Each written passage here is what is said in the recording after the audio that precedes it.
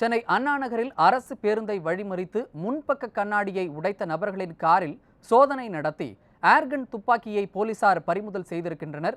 இது பற்றிய கூடுதல் தகவலை செய்தியாளர் கதிரவன் வழங்க கேட்கலாம். வணக்கம் கதிரவன், இது தாக்குதல் எப்ப நடந்துச்சு?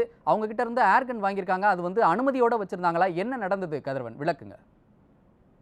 சையது, அண்ணா நகர் ஆட்சி அருகே இன்று மதியம் 3:30 மணி அளவில் அண்ணா அம்பத்தூர் தொழிற்பேட்டையிலிருந்து அதேமாதிரி திருவான்மையூர் நோக்கி சென்று கொண்டிருந்த தடம் எண் 47D என்ற ஒரு பேருந்து வந்துட்டு அண்ணா நகர் ஆட்சி அருகே வரும்போது முன்னாடி சென்ற ஒரு பஸ் ஃபோர்டு டைட்டானோ ஃபிகோ என்ற ஒரு காரில் வந்துட்டு உரசி இருக்கிறது.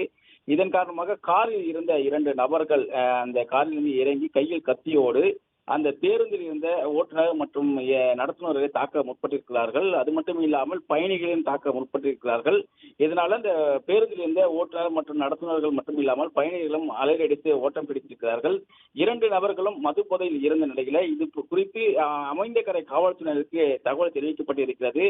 அவர்கள் வருவதற்குள்ள அந்த பேருந்தில் இருந்த பயணிகள் மற்றும் ஓட்டுநர்கள் நடத்துனர்கள் தப்பி ஓடியதால பேருந்து கண்ணாடிகளை உடைத்திருக்கிறார்கள். உடைத்தது மட்டுமில்லாமல் அங்கு கூட பொதுமக்களை அச்சுறுத்தியிருக்கிறார்கள்.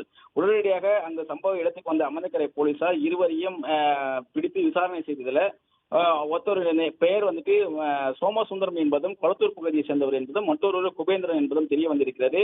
57 வயதான சோமசுந்தரம் பூந்தமடியில பெட்ரோல் பங்க் உரிமையாளராக இருப்பதாகவும் அவரது வாகனத்தை காரை சோதனை செய்யும் போது கேலிபர் ஏர்கன் என்ற ஒரு வகையான துப்பாக்கி அந்த காரில் இருந்ததும் தெரிய வந்திருக்கிறது.